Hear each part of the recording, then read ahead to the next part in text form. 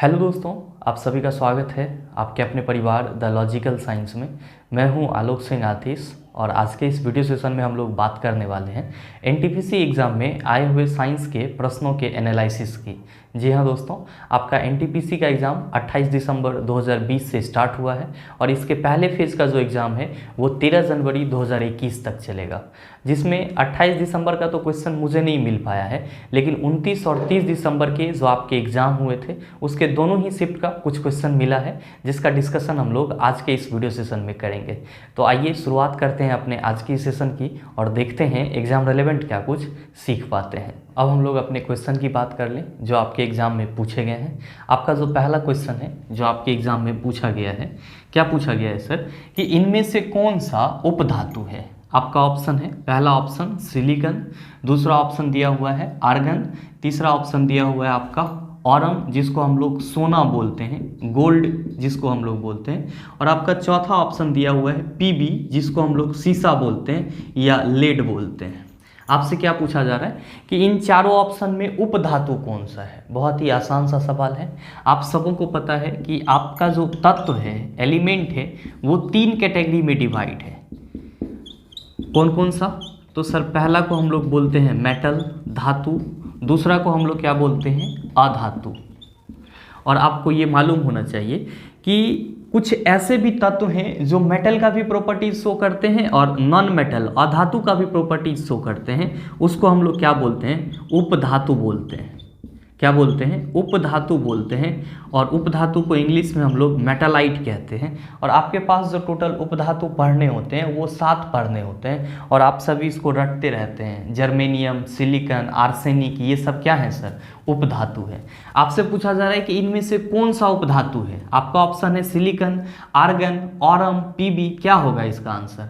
आप सभी कहेंगे सर अभी तो आप बताए हैं कि जर्मेनियम, सिलिकॉन, आर्सेनिक, मतलब कि आपके इस क्वेश्चन का सही आंसर क्या हो जाएगा, ऑप्शन नंबर ए। आपके दिए गए ऑप्शन में जो उपधातु है वो कौन सा है सर, सिलिकॉन है। ध्यान में रखिएगा। आर्गन क्या है सर? आर्गन आपका अक्रिय गैस है। अक्रिय गैस आपके पास कितने हैं सर? 6। कौन कौन सा? तो सर हीलियम है, नियॉन है, आर्गन है, क्रिप्टन है, जेनॉन है और रेडॉन है। तो आप इस चीज़ को भी ध्यान में रखिएगा कि आपके पास टोटल अक्रिय गैस कितने हैं, 6 हैं। ऑरम, ये जो आपका सोना का सिंबल क्या होता है, ऑरम होता है, जो कि लैटिन नेम से लिया गया है। और पीबी, इसको हम लोग पलम्बम बोलते हैं और ये शीशा का लैटिन नेम है और यही आपका सिंबल दिया हुआ था। तो जहां भी आपको पीबी लिखा हुआ मिले तो आप समझ जाना कि इसका मतलब होता है लेड। और ये पीबी का फुल फॉर्म क्या होता है, पलम्बम। पलम्बम किसका लैटिन नेम है? तो सर शीशा का लैटिन नेम है। आपका जो दूसरा क्वेश्चन पूछा गया था, बड़ा ही आसान सा सवाल कि 1 KB equal to dash byte. बताइए आज के समय में ये क्वेश्चन कितना आसान है। आप सभी बता देंगे कि सर 1 KB में 1024 बाइट होता है। 1 KB में कितना बाइट होता है सर? 1024 बाइट। ध्यान में रखेंगे कि सर 1 KB में 1024 बाइट होता है। अगर आपसे ये पूछ देता कि 1 MB में कितना KB होता है, तब आप क्या कहेंगे? तो आप कहेंगे सर 1 MB में 1024 KB होगा। और अगर 1 GB में आपसे पूछ दिया जाए कितना MB होगा, तो आप कहेंगे GB यहाँ पे लिखेंगे, गीगाबाइट है। इसको मेगाबाइट बोलते हैं, इसको किलोबाइट बोलते हैं। KB को किलोबाइट, MB को मेगाबाइट और GB को हम लोग गीगाबाइट बोलते हैं। तो 1 GB में आपका 1024 क्या होगा, MB होगा। और अगर 1 TB पूछ देता, 1 TB को हम लोग टेराबाइट बोलते हैं। नहीं होगा तो कहीं पे लिख लेंगे कि KB को किलोबाइट बोला जाता है और आपका जो MB है इसको मेगाबाइट बोला जाता है और GB को गीगाबाइट बोला जाता है और TB को टेराबाइट बोला जाता है। आपसे सिर्फ पूछा गया था कि 1 KB में कितना बाइट, तो आप कहेंगे 1024 बाइट। 1 TB, 1 टेराबाइट में कितना GB, तो 1024 GB। तो आप इस चीज़ को भी ध्यान में रख सकते हैं। नेक्स्ट आपसे क्वेश्चन पूछा गया था कि इनमें से कौन सा अकशेरुकी नहीं है। अकशेरुकी का मतलब क्या हुआ सर? जिसमें रीढ़ की हड्डी नहीं हो, जिसमें रीढ़ की हड्डी नहीं हो। और कशेरुकी का मतलब क्या हुआ? अगर यहाँ पे कशेरुकी रहता, इसी को हम लोग इंग्लिश में वर्टिब्रे कहते हैं। तो कशेरुकी में क्या होता है, रीढ़ की हड्डी होती है। हम लोग क्या हैं सर, कशेरुकी प्राणी हैं। क्यों? क्योंकि हम लोग में रीढ़ की हड्डी है। तो आपसे क्वेश्चन पूछा जा रहा है कि इनमें से कौन सा अकशेरुकी नहीं है। आपका ऑप्शन है सरीसृप, मोलस्का, ऑर्थोपोडा, एनिलिडा। इसमें से कौन सा है जो अकशेरुकी नहीं है? इसका जवाब क्या होगा? तो ध्यान में रखिएगा कि आपका जो एम्फीबियन है जिसको आप उभयचर बोलते हैं, या फिर जो रेप्टाइल्स है जो रेंगने वाला सरीसृप आप जिसको बोलते हैं, जो मेमेल्स हैं, ये सब क्या है सर, वर्टिब्रे एनिमल है, यानी कि कशेरुकी एनिमल है। इनमें रीढ़ की हड्डी होती है। जबकि आपका जो अकशेरुकी एनिमल होता है उसमें आपका आ जाता है Porifera, Bryophyta, Arthropoda, Annelida, Coelenterata, Platyhelminthes, Aschelminthes. Total 9 phylum है, 9 संघ हैं जो अकशेरुकी के अंतर्गत आते हैं। जबकि आपका रेप्टाइल्स जिसको आप सरीसृप बोलते हो, एम्फीबियन जिसको आप उभयचर बोलते हो, मैमेल्स, एबीज पक्षी, ये सब क्या है सर, ये सब के सब कशेरुकी प्राणी है, यानी कि इनमें रीढ़ की हड्डी होती है। तो आप बताइए कि इनमें से कौन सा अकशेरुकी नहीं है? तो आप कहेंगे सर रेप्टाइल्स जो है अकशेरुकी नहीं है, ये क्या है, कशेरुकी प्राणी है। जबकि मोलस्का, ऑर्थोपोडा, एनिलिडा, ये सब के सब क्या है सर, अकशेरुकी हैं। तो आपके इस क्वेश्चन का सही आंसर क्या हो जाएगा? ऑप्शन नंबर ए, यानी कि सरीसृप जो है वो अकशेरुकी नहीं है। नेक्स्ट आपसे क्वेश्चन पूछा गया, और ये क्वेश्चन आपके कई एग्जाम में रिपीट किया जाता है और नो डाउट आप सबों को आता होगा। आपसे पूछा जा रहा है कि मीथेन का सूत्र क्या होता है? तो आप सभी कहेंगे CH4। मीथेन का फॉर्मूला क्या होता है सर? CH4 होता है। ध्यान में रखेंगे कि मीथेन है क्या सर, तो ये आपका हाइड्रोकार्बन है। मीथेन आपका क्या है? हाइड्रोकार्बन है। अच्छा, हाइड्रोकार्बन कितने प्रकार के होते हैं? अगर आपके एग्जाम में इससे क्वेश्चन पूछ लिया जाए कि हाइड्रोकार्बन कितने प्रकार के होते हैं, तो आप क्या कहेंगे सर? तो ध्यान में रखेंगे कि हाइड्रोकार्बन 2 प्रकार के होते हैं, संतृप्त हाइड्रोकार्बन और असंतृप्त हाइड्रोकार्बन।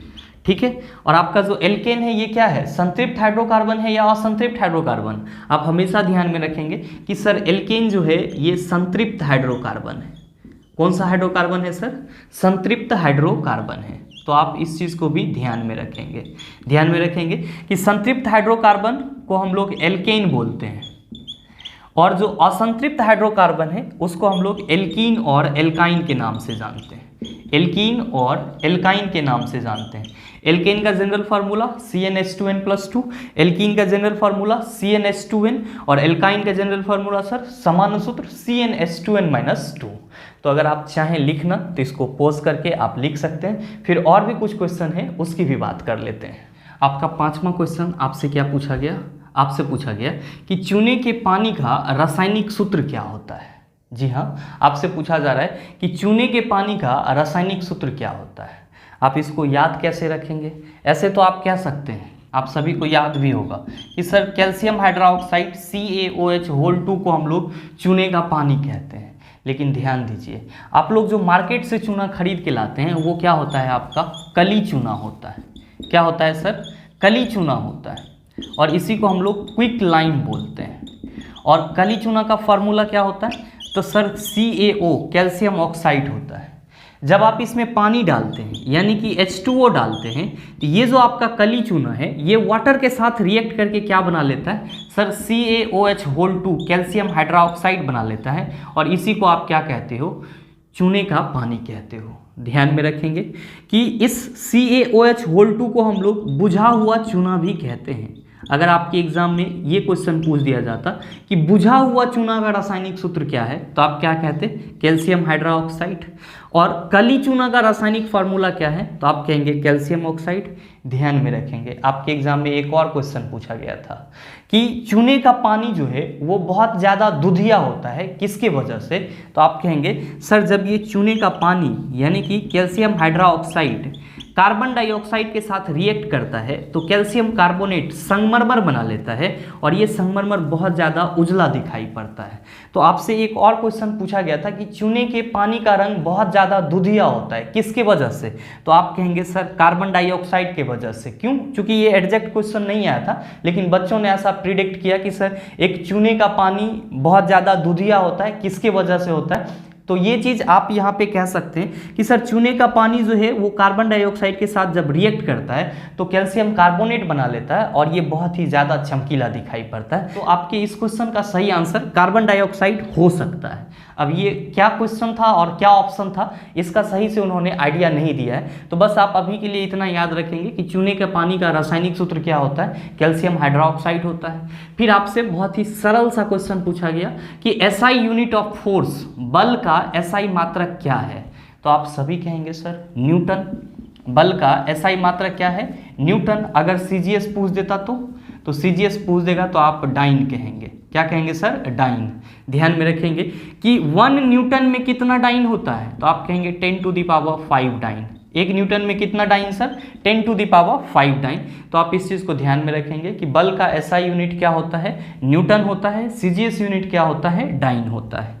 फिर आपसे अगला क्वेश्चन 7वें नंबर का क्वेश्चन क्या पूछा गया कि 4 प्रतिरोध जो कि 1/4 ओम का है, 4 प्रतिरोध हैं और चारों 1/4 ओम का है, को किस प्रकार संयोजित किया जाए ताकि महत्तम प्रतिरोध मिले। आपका वहां पे ऑप्शन दिया हुआ होगा, समांतर क्रम में संयोजित किया जाए, श्रेणी क्रम में संयोजित किया जाए, समांतर और श्रेणी दोनों क्रम में संयोजित किया जाए, नन ऑफ दीज। क्या होगा इसका आंसर। आपसे क्वेश्चन पूछा जा रहा है कि 4 प्रतिरोध जो कि 1/4 ओम के हैं, आपके पास 4 प्रतिरोध है, R1 1/4 ओम का, R2 1/4 ओम का, R3 1/4 ओम का और R4 1/4 ओम का। इसको किस प्रकार से, किस क्रम में जोड़ा जाए कि आपको महत्तम प्रतिरोध मिले। तो आप हमेशा ध्यान में रखेंगे जब भी आप प्रतिरोध को श्रेणी क्रम में जोड़ेंगे, किस में जोड़ेंगे सर, श्रेणी क्रम में जोड़ेंगे, तो आपको क्या मिलेगा सर, महत्तम प्रतिरोध मिलेगा। क्या मिलेगा सर, महत्तम, मैक्सिमम रेसिस्टेंस मिलेगा। आप कहेंगे कि सर तब तो इस क्वेश्चन का आंसर क्या हो जाएगा, श्रेणी क्रम। इस क्वेश्चन का आंसर क्या होगा, श्रेणी क्रम, सीरीज कॉम्बिनेशन। आप इस चीज को हमेशा ध्यान में रखेंगे कि जब भी प्रतिरोधों को श्रेणी क्रम में जोड़ा जाएगा तो ज्यादा प्रतिरोध मिलेगा, अगर समांतर क्रम में जोड़ा जाएगा तो कम प्रतिरोध मिलेगा। ध्यान में रखिएगा कि श्रेणी क्रम में प्रतिरोध को जोड़ने के लिए फॉर्मूला क्या होता है, तो sir RS = R1 + R2 + R3 होता है। और समांतर क्रम में जोड़ने के लिए प्रतिरोध के लिए फॉर्मूला क्या होता है sir, 1/Rp = 1/R1 + 1/R2 + 1/R3 so on. तो आप इस चीज़ को भी ध्यान में रखिएगा कि जब भी प्रतिरोध को श्रेणी क्रम में जोड़ा जाएगा तो महत्तम प्रतिरोध प्राप्त होगा, जब भी प्रतिरोध को समांतर क्रम में जोड़ा जाएगा तो न्यूनतम प्रतिरोध प्राप्त होगा। अगला क्वेश्चन आपसे पूछा गया कि बेरी रोग किसकी कमी से होता है। बेरी नाम से ही स्पष्ट है, विटामिन B1 के कमी से होता है। विटामिन B1 का रासायनिक नेम क्या होता है, आप सभी कहेंगे सर थाइमीन होता है। तो आपके ऑप्शन में ये थाइमीन भी रह सकता है। तो आप इस चीज़ को ध्यान में रखेंगे कि बेरी रोग जो है वो विटामिन B1 के कमी से होता है और विटामिन B1 का रासायनिक नेम क्या होता है, थाइमीन होता है। ध्यान में रख लीजिएगा कि विटामिन को खोजा किसने था, सर फंक ने खोजा था। और विटामिन आपके पास कितने प्रकार के हैं, 2 प्रकार के, जल में घुलनशील विटामिन और आपका वसा में घुलनशील विटामिन। तो ध्यान में रखेंगे कि आपका जो विटामिन A, D, E और K है, A, D और K है, ये वसा में घुलनशील विटामिन है। जबकि विटामिन बी और सी जो है वो क्या है सर, जल में घुलनशील विटामिन है। और ये दोनों ही विटामिन आपके बॉडी में स्टोर नहीं होते हैं क्योंकि ये जल के साथ पुनः आपके बॉडी से क्या हो जाता है, बाहर हो जाता है। इसीलिए विटामिन बी और सी की जो हम लोग को ज़रूरत होती है वो लगातार रहती है। तो आप इस चीज़ को भी ध्यान में रखेंगे कि विटामिन 2 प्रकार के होते हैं, वसा में घुलनशील विटामिन और जल में घुलनशील विटामिन। जल में कौन सा विटामिन होगा सर घुलेगा, तो BC, और वसा में कौन सा, ADEK, वसा में घुलनशील विटामिन है। आप कहेंगे ये याद नहीं रहेगा, कोई बात नहीं है। तो कीड़ा याद रहेगा ना, कीड़ा याद रहेगा, आप कहेंगे बिल्कुल याद रहेगा। तो आप याद रख लेना कि कीड़ा जो है वो वसा में घुलनशील होता है, वसा में डिजॉल्व हो जाता है। और BC, तो आप ध्यान में रख लेना कि आपका जो चाबी है वो पानी में डूबा हुआ है। चाबी क्या है सर, पानी में डूबा हुआ है। तो यहाँ पे C से विटामिन C और B से आपका विटामिन B और C क्या होते हैं, जल में घुलनशील होते हैं। आप इस चीज़ को भी ध्यान में रखिएगा। आइए कुछ और भी क्वेश्चन है उसकी भी बात करते हैं, लेकिन उससे पहले वीडियो को पॉज करके अगर आप लिखना चाहते हैं तो लिख सकते हैं। आपका जो 9वें नंबर का क्वेश्चन है, क्या पूछा जा रहा है आपसे पूछा जा रहा है जीवाणु से होने वाले रोग निम्न में से हैं। आपका ऑप्शन दिया हुआ है हेपेटाइटिस, खसरा, मम्प्स जिसको हम लोग गलसुआ बोलते हैं, और फिर है आपका नेक्स्ट ऑप्शन टाइफाइड। आपसे क्या पूछा जा रहा है कि इनमें से कौन सा ऐसा रोग है जो बैक्टीरिया से होता है, यानी कि जीवाणु से होता है। तो आप सभी हमेशा ध्यान में रखेंगे कि आपका जो हेपेटाइटिस है और जो खसरा है और जो मम्प्स है, ये तीनों क्या है सर, वायरल डिजीज हैं, यानी कि वायरस से होने वाले रोग हैं। हेपेटाइटिस, खसरा, मम्प्स, ये तीनों ही क्या है सर, वायरस से होने वाले रोग हैं, जबकि आपका जो टाइफाइड है वो बैक्टीरिया से होने वाला रोग है, यानी कि जीवाणु से होने वाला रोग है। तो आपके इस क्वेश्चन का सही आंसर क्या हो जाएगा सर, ऑप्शन नंबर डी हो जाएगा। नेक्स्ट आपसे क्वेश्चन पूछा गया था कि सर नींबू का पीएच मान है, ऑप्शन नंबर ए में दिया हुआ था 2, 7, 10 और 12, क्या होगा इसका आंसर। मैंने आपको पीछे के किसी सेशन में बताया था कि जब भी आपसे नींबू का पीएच वैल्यू पूछा जाए, नींबू का पीएच वैल्यू, तो ध्यान में रखेंगे कि इसका पीएच वैल्यू क्या होता है, 2.4 होता है। और मैंने आपको बताया था कि इसको आप ट्रिक के सहारे भी याद रख सकते हैं। पीछे आपका एक गाना चला था, एगो नीमुआ 2-4 गो मिर्ची, तो एगो नीमुआ 2-4 गो मिर्ची, तो 2-4, तो नींबू का पीएच मान कितना होता है 2.4, लेकिन आपके ऑप्शन में 2.4 ना दिया हुआ है, सिर्फ 2 दिया हुआ है। आप बताइए क्या होगा इसका आंसर। आप कहेंगे सर ऑप्शन नंबर ए हो जाएगा, तो नींबू का पीएच मान है, आप क्या कहेंगे sir, option number A is the right answer आपके क्वेश्चन के हिसाब से। ऐसे कितना होता है 2.4 होता है, ध्यान में रखिएगा। पीएच मान जो आप यहाँ पे कह रहे हैं ये किससे पता चलता है, तो सर पीएच स्केल से पता चलता है। और पीएच स्केल को खोजने वाले वैज्ञानिक कौन थे, तो सर सोरेनसन नामक वैज्ञानिक थे। पीएच स्केल को खोजने वाले वैज्ञानिक कौन थे सर, सोरेनसन नामक वैज्ञानिक थे। पीएच स्केल क्या बताता है, अम्लीयता और क्षारीयता को बताता है। ध्यान में रखेंगे कि पीएच स्केल पे जहां पे 7 रहता है वो क्या होता है सर, उदासीन बिंदु को दर्शाता है, और 7 से कम अम्लीयता को दर्शाता है, या आप कह सकते हैं अम्ल को दर्शाता है, और 7 से ज्यादा किसको दर्शाता है सर, क्षारीयता को दर्शाता है। तो आप इस चीज को भी ध्यान में रखेंगे क्या, कि पीएच स्केल का खोज किसने करा, सोरेनसन ने करा। पीएच स्केल पे जहां पे 7 लिखा हुआ है वो उदासीन बिंदु है, 7 से कम अम्लीयता को दर्शाता है, 7 से ज्यादा क्षारीयता को दर्शाता है। आपका अगला क्वेश्चन पूछा गया था, निकट दृष्टि दोष में किस लेंस का प्रयोग किया जाता है। मेरे भाई अगर साइंस का आपने पीछे का वीडियो अगर अच्छे से देखा है तो मेरे ख्याल से एनटीपीसी के एग्जाम में जिस लेवल का साइंस का क्वेश्चन पूछा जा रहा है आपसे एक भी प्रश्न नहीं छूटना चाहिए, अगर आपने थोड़ा भी सीरियस होकर के कहीं से भी पढ़ा है तो, क्योंकि क्वेश्चन का लेवल बहुत ही ईजी है। आप देखिए आपके 11वें नंबर क्वेश्चन में क्या पूछा जा रहा है कि निकट दृष्टि दोष में किस लेंस का प्रयोग किया जाता है। बहुत सारे बच्चे अवतल और उत्तल के चक्कर में फंस जाते हैं, तो बस 2 चीज आप ध्यान में रखिएगा, आपके एग्जाम में बार बार आपको मिलेगा। पहला निकट दृष्टि दोष और दूसरा आपको दूर दृष्टि दोष। तो ध्यान दीजिए निकट में कितना लेटर है, अक्षर कितने हैं सर, इस निकट शब्द में कितने लेटर हैं। तो आप कहेंगे सर एक लेटर ये हो गया, दूसरा लेटर ये हो गया और तीसरा लेटर ये हो गया। 1 2 3, 3 के बाद क्या आता है 4। तो आप देखिए कि आपका जो अवतल लेंस है, अवतल लेंस में कितने लेटर हैं सर, 4 लेटर हैं। तो जहां भी आपको निकट दृष्टि दोष में किस लेंस का प्रयोग किया जाएगा पूछा जाएगा तो आप समझ जाना अवतल लेंस। ट्रिक क्या याद रखेंगे, तो निकट में 3 लेटर हैं, 3 के बाद 4 आता है, तो अवतल लेंस में 4 लेटर हैं, तो निकट दृष्टि दोष के लिए कौन सा लेंस उपयोग किया जाएगा, आप कहेंगे अवतल लेंस। कौन सा लेंस सर, अवतल लेंस। इसी को इंग्लिश में हम लोग क्या कहते हैं, कनकेव लेंस कहते हैं। क्या कहते हैं, कनकेव लेंस कहते हैं। ध्यान दीजिएगा अगर आपसे पूछा जाए कि दूर दृष्टि दोष में किस लेंस का प्रयोग किया जाएगा, तो देखिए दूर शब्द में कै गो लेटर है, आप कहेंगे 1 गो सर और ये 2 गो।